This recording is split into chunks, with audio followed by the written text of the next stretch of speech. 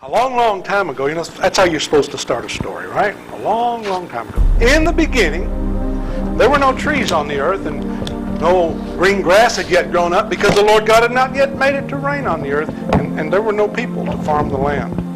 Then the Lord God took dirt from the ground, and out of the dirt he fashioned a man, and into his nostrils he blew the breath of life. And man became a living creature.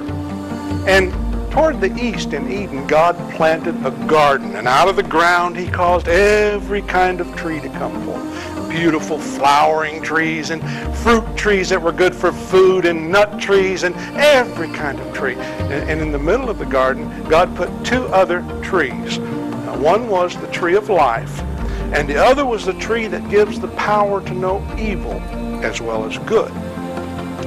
And a river ran through the garden to water it, and afterward it became four rivers.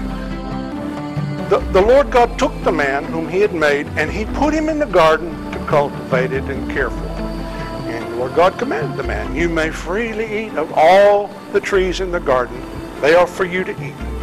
But the tree that's in the middle of the garden that gives the power to know evil as well as good, you must not eat from it, because the day that you eat from it, you will surely die." The Lord God said, "It's not good for man to be alone.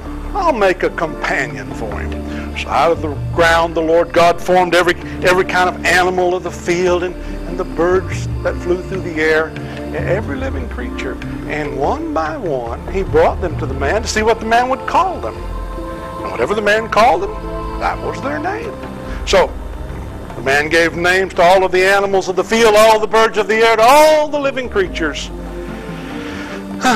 But no companion suitable for the man was found among them. Then the Lord God caused a deep sleep to come upon the man, and while he was sleeping, the Lord God reached into his side and took out a bone.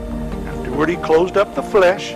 Out of the bone the Lord God made a woman, and he brought her to the man.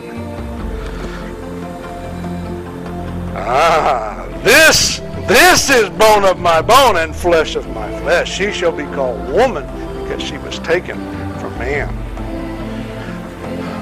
For this reason, a man shall leave his parents and shall be joined to his wife, and they shall be one flesh. The man and the woman were naked in the garden, and they were not ashamed. Now, the snake was more clever than any of the other animals that the Lord God had made. One day he said to the woman, "Did God really say you shall not eat of any of the trees, all of the trees in the garden?" The woman said, "Oh, we may eat of all of the trees except for the tree that's in the middle of the garden. God said the day that you eat from it, or if you touch it, you will die." The snake said, "You will not surely die. God knows that the day you eat from it, your eyes will be opened, and you will be like God, knowing both good and evil."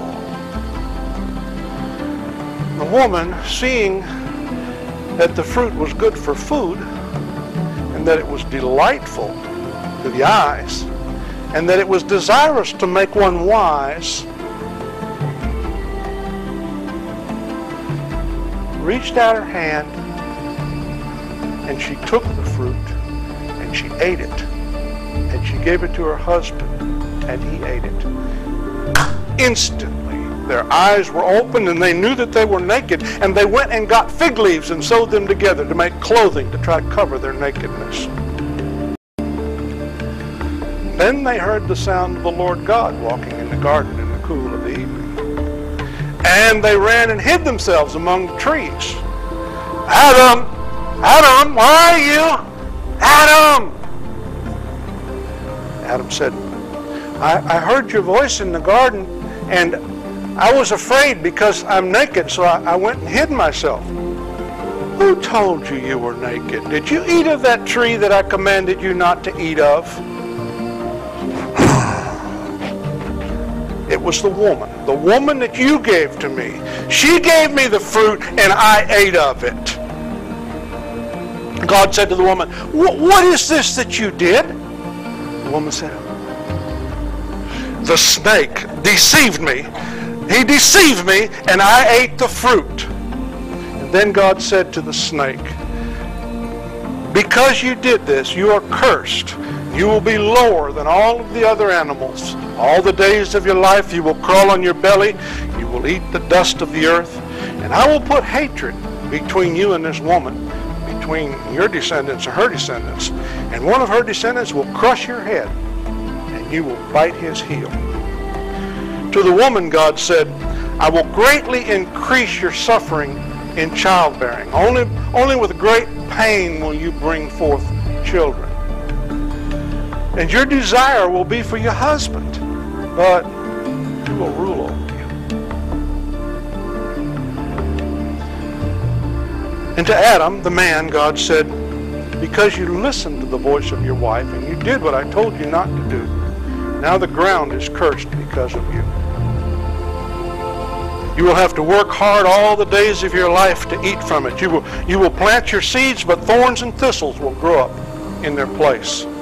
Only by the sweat of your face will you earn a living, by hard work, until you return to the dirt from which you were taken, because dirt you are, and to dirt you will return. Adam called the name of his wife Eve because she was the mother of all living. And God took animal skins and he made clothing and he covered their nakedness with the clothes. Then God said, now that man has become like one of us, what if he reaches out his hand and eats from the tree of life and lives forever? So God sent the man out of the garden, the man and the woman, to work the ground from which they were taken. He drove them out. He drove them out. And he put cherubims at the entrance to the garden to bar the way to the tree of life so that they could never come in again. Now, this is a true story of how evil came into the world.